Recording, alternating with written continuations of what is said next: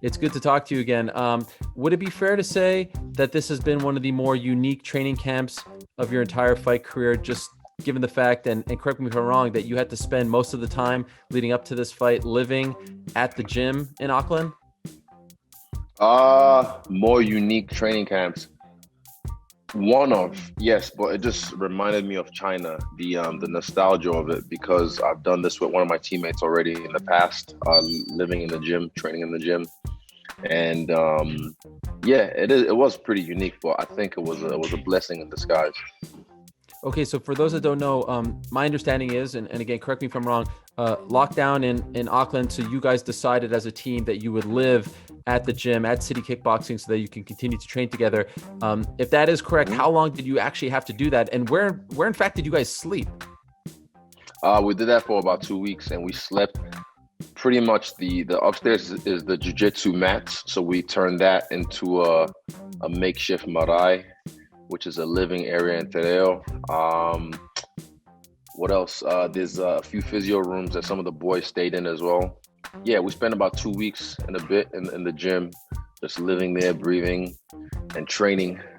Yeah, so eat, sleep, train, repeat. That was the vibe. And so it all comes together. But now you're in Vegas, so you have to stay there for 2 days, and then you're going to fly to Abu Dhabi. Is that accurate? Yeah, something like that.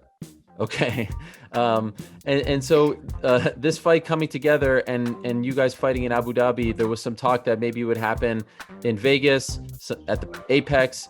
Now it's in Abu Dhabi. Do you like the fact that it's in the bigger cage as opposed to the smaller cage, or would you have preferred the smaller cage, or do you not care? I don't care.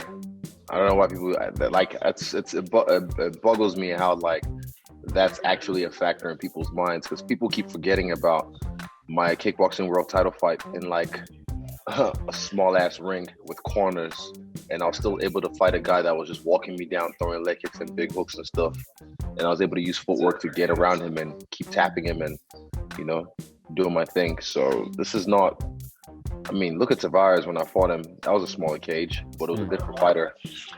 This, I don't really think it makes a difference if you just know what you're doing with your feet. Can I ask about the Harry? We went from blonde to pink to now nothing. Why? Yeah, to be honest, I'll tell you after the fight. It'll make sense after the fight.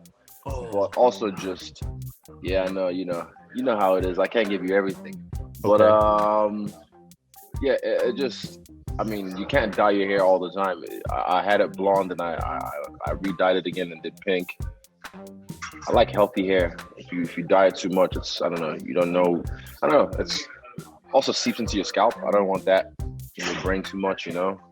Also healthy hair. Yeah. So just the timing was right. But there's a like a symbolism to the pink and a symbolism to why you got rid of it altogether. It shows itself later on. It never, like, even the tattoos I get sometimes, like I'll get them just because I'm like, it looks cool, but then the symbolism reveals itself later on. So I'll reveal it later on. Okay. You had that exchange on SportsCenter with Paulo. What did you make of it after the fact? Were you happy with that? Yeah, it is what it is. I don't know. It was a bit awkward at first, because even like when they put the thing on, and I don't think they were recording yet, I was talking to him, asked him how many times he's been tested, because I got tested, I think that week, twice by surprise. And yeah, I don't know. It was just weird showing me. I don't know. What am I supposed to do? Right. Is that a legit? Is that a legit concern for you? Like, do you still feel like, I know you've accused him in the past, but like, do you feel like he's not going to be fighting clean? It's not a concern, but I've said it even last year when I wanted to fight him. I said it last year. I said I'll pop him before USADA does, and that grows my legacy even more. If you know what I mean. Okay, the nose. Tell me what happened to Uriah Hall and Romero. What happened to Uriah Hall and Romero in terms of why did it get scrapped? Yeah. To be 100% honest, I was told Romero got injured. You were told? Yes. By who? By sources close to his team. By his team. Okay. That's very convenient.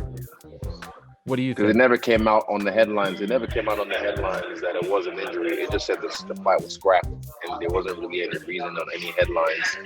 But if the nose knows, the nose knows. So you're into the conspiracy theories.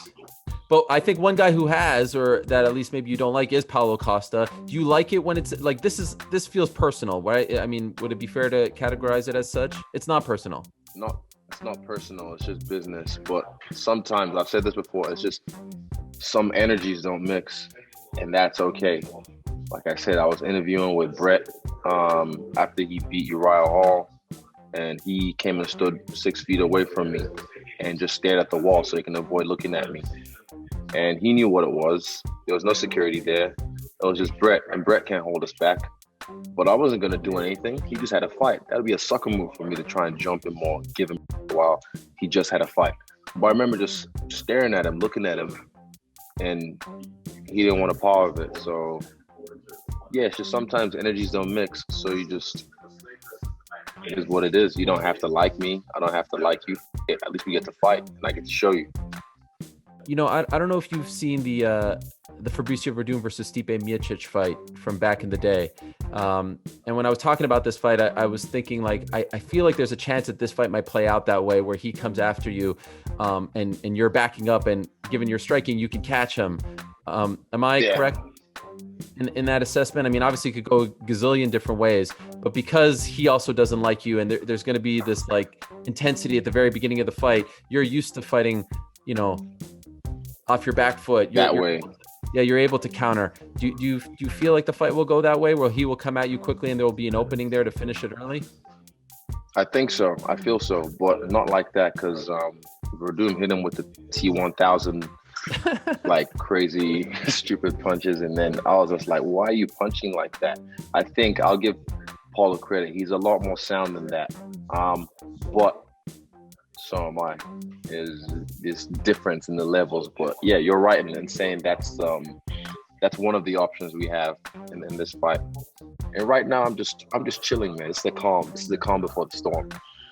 But I'm excited at the prospect of punching and kicking this guy in the face. There's so much I want to do to this guy. But like I said, jelly. I'm just chilling, man, just to cool my temper real slow. Just the second time in UFC history, in modern UFC history, that two undefeated male fighters will fight for the undisputed title. And shout out to me, Izzy. I didn't ask you about John Jones. I didn't ask you about Darren Till. I didn't play the usuals. I didn't play the usual hit. How about that? So I like you. This is why I said I like you. Thank you.